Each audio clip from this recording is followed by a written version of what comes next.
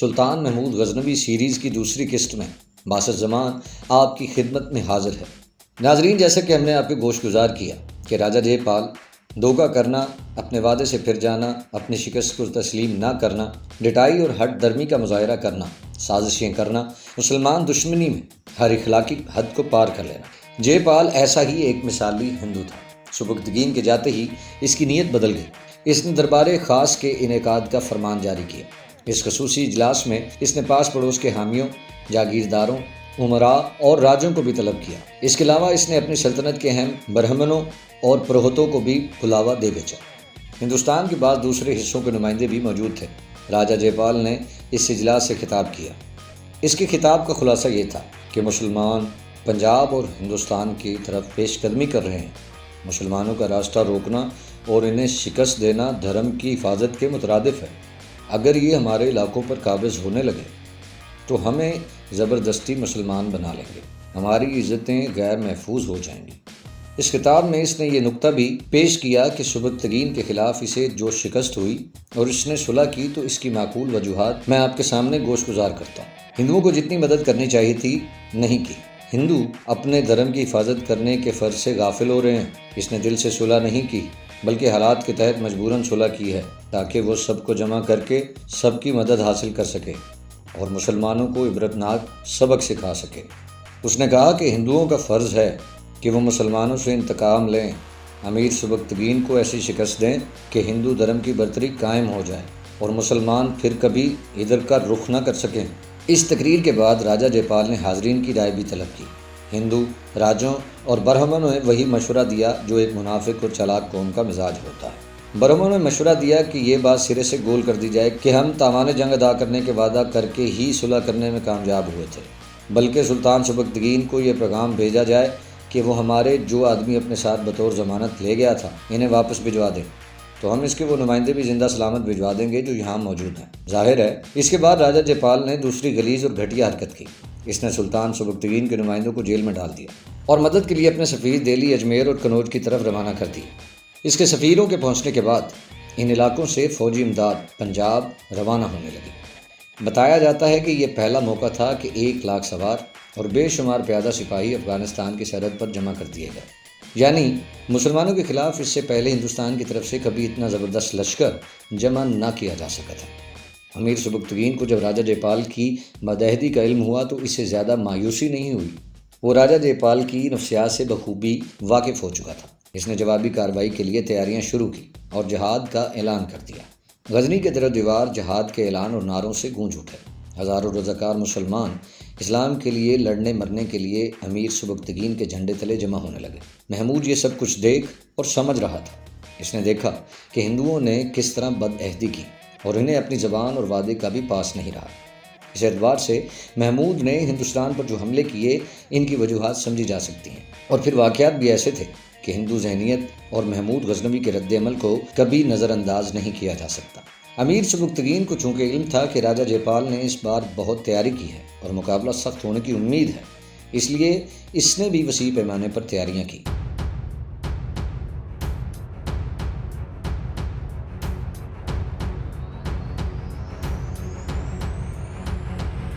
امیر سبکتگین بھی پہلے کے مقابلے میں ایک بڑا لشکر لے کر مقابلے کے لیے روانہ ہوا۔ غزنی سے روانہ ہونے کے بعد اس نے سب سے پہلے افغانستان کے مشہور شہر ملغان پر حملہ کیا اور اسے فتح کر کے اس پر قبضہ کر لیا۔ اس کے بعد وہ پنجاب کی طرف بڑھا اور دریائے اٹک تک پہنچ گیا۔ جے پال کا لشکر دریائے اٹک کے پاس موجود تھا۔ امیر سبکتگین کی آمد کے فوری بعد اس نے اپنا لشکر دریا سے پار کرایا اور دریا کے سامنے خیمے ڈال دیے۔ محمود اب تجربہ کار سپاہی بن چکا تھا۔ اگرچہ وہ ابھی ایسی عمر میں تھا جو کھانے کھیلنے کی ہوتی ہے، لیکن وہ تلوار کا دھنی بن چکا تھا اور اپنے سے زیادہ بڑے اور تجربہ کاروں کو متاثر کرنے میں کامیاب ہو چکا تھا۔ امیر سبکتگین اگرچہ اس بار بڑے لشکر کے ساتھ میدان جنگ میں پہنچا تھا، اس کے باوجود اس کے لشکر کی تعداد جے پال کے مقابلے میں بہت کم تھی۔ ضروری یہ تھا کہ اپنے لشکر کی کمی کو ظاہر نہ ہونے دیا جائے، اس لیے امیر سبکتگین نے اپنی فوج کو 500 جاں بازوں کے دستوں میں تقسیم کر کے مقابلہ کے لیے بھیجا۔ اس کے 2 جنگی فوائد حاصل ہوئے۔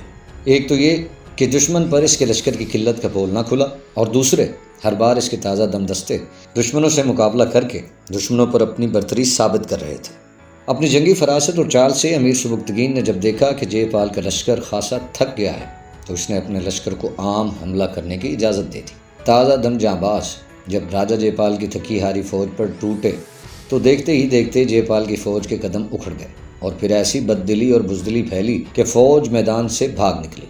خود راجہ جے پال بڑی مشکل سے جان بچا کر پنجاب اپنے دارالحکومت میں پہنچ سکا۔ امیر سبکتگین نے ملگان، پشاور اور شہر نیلاب کے علاقے سلطنت غزنی میں شامل کر لیے۔ پنجاب پہنچتے ہی راجہ جے پال نے پھر سے صلح کے لیے قاصد روانہ کیا۔ بتایا جاتا ہے کہ امیر سبکتگین کو صلح کرنے میں تامل تھا اور وہ ہچکچاہٹ کا مظاہرہ کر رہا تھا، لیکن محمود غزنوی نے اپنے والد کو مشورہ دیا کہ مزید تاوان جنگ لے کر صلح کر لی جائے۔ بتایا جاتا ہے کہ محمود نے بڑے اعتماد سے کہا تھا، اگر یہ پھر بدعہدی کرے گا تو ہم اسے بڑی آسانی سے شکست دے کر اس کی ذلتوں میں اضافہ کر سکتے ہیں۔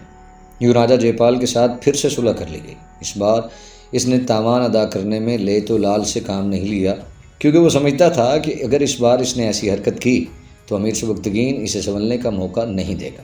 پھر اس کے لیے یہ بھی ممکن نہیں تھا کہ فوری طور پر ایک نئی تازہ دم اور بڑی فوج اس شکست کے بعد جمع کر سکے۔ اس کے بعد امیر سبکتگین نے فائق کی بغاوت کو دبایا اور سامانی تاجدار نوح بن منصور کی مدد کی۔ تاریخی کتابوں میں بتایا جاتا ہے کہ اس معرکے میں ایک بار محمود کو پسپائی اختیار کرنا پڑی۔ اس نے جلد ہی اپنی فوج پر قابو پا لیا اور اسے ترتیب دے کر اپنے والد کی اس طرح مدد کی کہ فائق کے خلاف اس میدان میں انہیں فتح حاصل ہوئی۔ یہ وہ معرکہ تھا کہ جس میں امیر سبکتگین نے تمام فوجی ذمہ داریاں محمود کو سونپ کر اس کی صلاحیتوں کا امتحان لیا۔ یہ پہلی دفعہ تھا کہ جب محمود کسی بھی جنگ میں تمام فوجی ذمہ داریاں خود نبھا رہا تھا اور اپنی فوج کو لیڈ کر رہا تھا۔ محمود نے اپنے آپ کو ایک بہادر اور جنگی فراست رکھنے والا جنرل ثابت کیا تو امیر سبکتگین بے حد خوش ہوا۔ اس معرکے میں خراسان پر امیر سبکتگین کا قبضہ ہوا اور اس نے محمود کو خراسان کا نظم و نسق سنبھالنے کے لیے روانہ کر دیا۔ یہ دوسری ذمہ داری تھی جو محمود کو سونپی گئی کہ وہ جہاں میدان جنگ میں ایک بہادر اور نڈر صحیح فیصلہ کرنے والا سپہ سالار ثابت ہوا، وہاں اسے حکمرانی کا بھی پورا تجربہ ہونا چاہیے۔ امیر سبکتگین واپس غزنی آ گئے۔ اس کا انتقال 387 ہجری میں ہوا۔ اس نے اپنے پیچھے 3 بیٹے چھوڑے جن کے نام اسماعیل، نصر اور محمود ہیں۔ ایک مورخ نے ایک عجیب بات لکھی ہے۔ وہ کہتا ہے کہ امیر سبکتگین نے مرتے وقت 3 بیٹے اور ان کے لیے غزنی کی سلطنت ہی نہیں چھوڑی تھی بلکہ اپنے بیٹے محمود کے لیے ورثے میں ہندوستان کا راستہ بھی چھوڑا تھا کہ وہ ہندوستان پر حملہ کرتا رہے۔ امیر سبکتگین کا انتقال حالت سفر میں ہوا تھا۔ وہ بلخ سے غزنی آ رہا تھا کہ راستے میں اس کا انتقال ہو گیا۔ اس کی لاش غزنی لائی گئی اور وہیں اسے دفن کر دیا گیا۔ اب اس کی جانشینی کا سوال پیدا ہوا۔ 2 بیٹے محمود اور نصر اس وقت غزنی سے دور تھے۔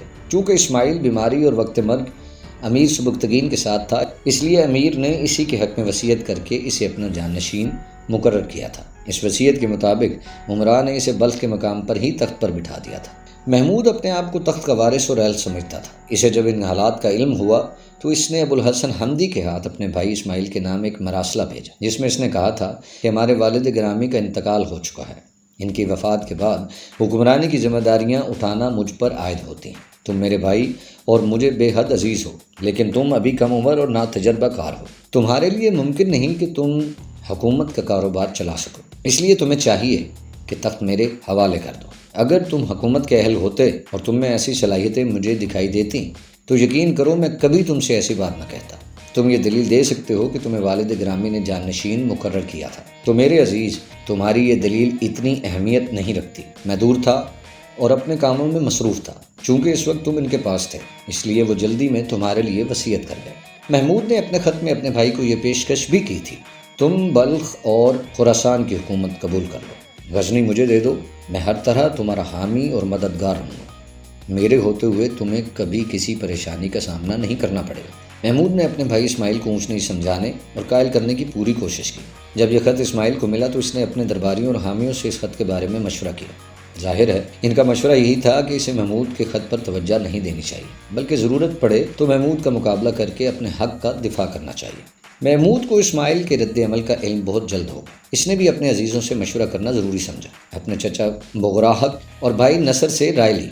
ان کی رائے یہ تھی کہ غزنی کا حکمران تمہیں بننا چاہیے کیونکہ تم ہی اس کے اہل ہو اور اسماعیل اس کی صلاحیت نہیں رکھتا۔ اقتدار کے لیے جہاں دوسروں کے خلاف جنگیں لڑنی پڑتی ہیں وہاں اپنوں کے خلاف بھی میدان جنگ میں نکلنا پڑتا ہے۔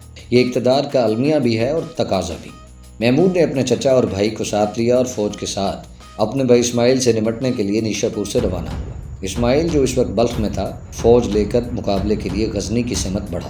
محمود غزنوی پر مورخوں نے بہت الزامات عائد کیے، تاہم اس واقعے کے حوالے سے تمام مورخ اتفاق کرتے ہیں کہ جنگ سے پہلے دونوں بھائیوں کی فوجیں جب ایک دوسرے کے سامنے صف آراہ ہونے والی تھی تو اس وقت محمود نے ایک بار پھر اپنے بھائی اسماعیل کے نام ایک قاصد روانہ کیا کہ وہ جنگ سے باز رہے اور میں نے جو پیشکش کی تھی اسے قبول کر لیں۔ جنگ میں بیکار بہت سے لوگ مارے جائیں گے اور اس کے ہاتھ کچھ نہ آئے گا۔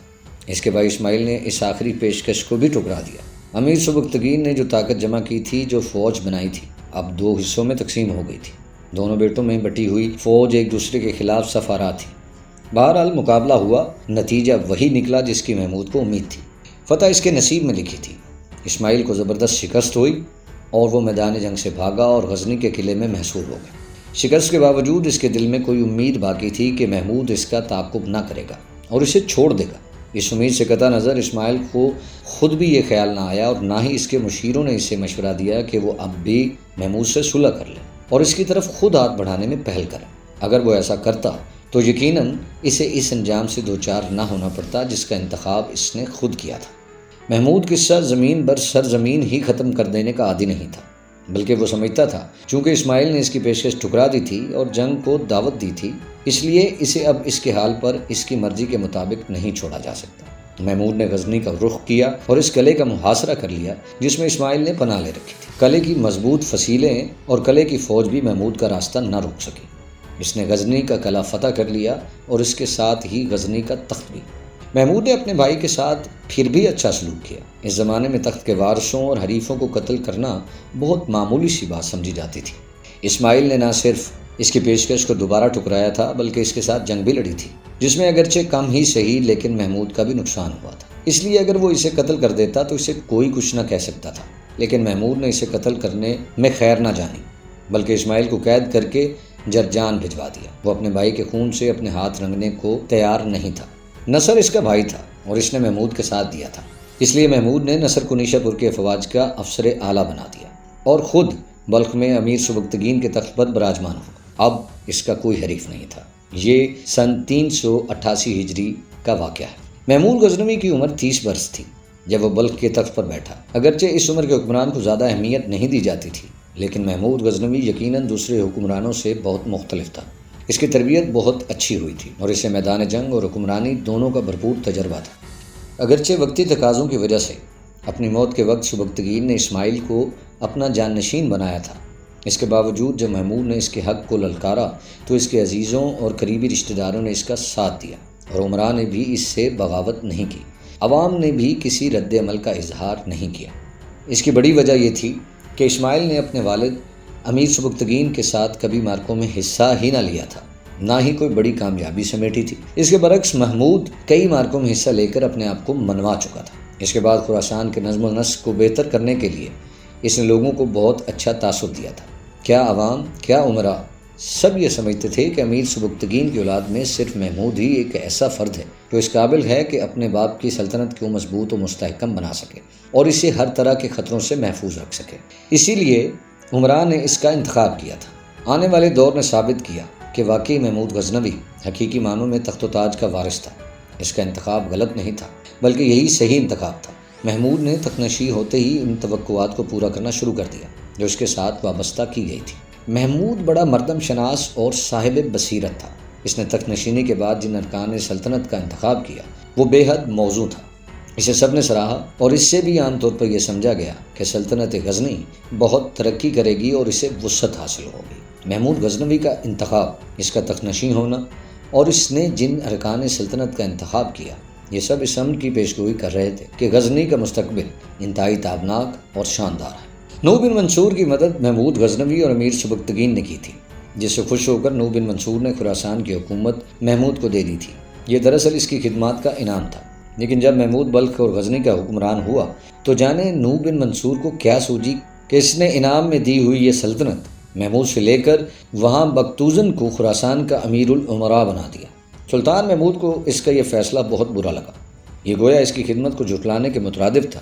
اس نے اس سلسلے میں نو بن منصور سے شکایت کی تو جواب ملا کہ بلخ اور ہرات میں اسی کی امارت کو سامانی دربار مسلم سمجھتا ہے تاہم بختوزن ایک پرانا نمک خوار ہے، اس لیے اب اسے جواب نہیں دیا جا سکتا۔ روایت ہے کہ محمود غزنوی نے ابوالحسن حمدی کے ہاتھ نوح بن منصور کو ایک پیغام بھیجا اور ساتھ میں قیمتی تحائف بھی روانہ کیے، اور یہ درخواست بھی کی تھی کہ دربار سامانیہ سے ہمارا رشتہ بہت مخلصانہ ہے، اگرچہ ان جزیات سے اس رشتے پر اثر نہیں ہوگا، تاہم امیر نوح بن منصور کو میرے اور میرے والد گرامی کے حقوق کو پیش نظر رکھنا چاہیے، بلکہ شفقت کا سلسلہ جاری رکھنے میں اس رشتے کو مزید مستحکم کرنا چاہیے۔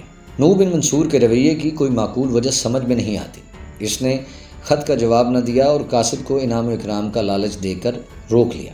اس دوران میں ایک اور ایسا واقعہ پیش آیا جس نے حالات کو خاصا ناخوشگوار بنا دیا۔ کہا جاتا ہے کہ کسی ضروری کام کی وجہ سے محمود کو انہی دنوں نیشا پور کا سفر کرنا پڑا۔ محمود کے اس سفر کا مطلب بختوزن نے کچھ غلط انداز میں لی۔ وہ یہ سمجھا کہ محمود شاید اس پر حملہ کرنے آ رہا ہے۔ وہ خود مقابلے کی ہمت نہیں رکھتا تھا، اس لیے خراسان سے بھاگا اور سیدھا نوح بن منصور کے پاس پہنچا اور اسے یہ غلط اطلاع دی کہ محمود اس پر حملہ کرنے آ رہا ہے۔ محمود غزنوی کے کردار اور شخصیت کو سمجھنے کے لیے اس واقعے کو بے حد اہمیت حاصل ہے۔ اس واقعے سے اس کے کردار کا ایک ایسا پہلو سامنے آتا ہے جس سے اس کی شخصیت نمایاں اور ممتاز ہو کر سامنے آتی ہے۔ اس کے بارے میں یہ جو کہا جاتا ہے کہ وہ فتوحات کا دلدادہ تھا اور اس سلسلے میں کسی کا لحاظ نہ رکھتا تھا، اس کی مکمل نفی ہوتی ہے۔ محمود غزنوی سیریز میں اب تک کے لیے اتنا ہی۔ مزید جاننے کے لیے ملتے ہیں محمود غزنوی سیریز کی تیسری قسط میں۔ تب تک اپنا خیال رکھیے۔ اللہ نگہبان۔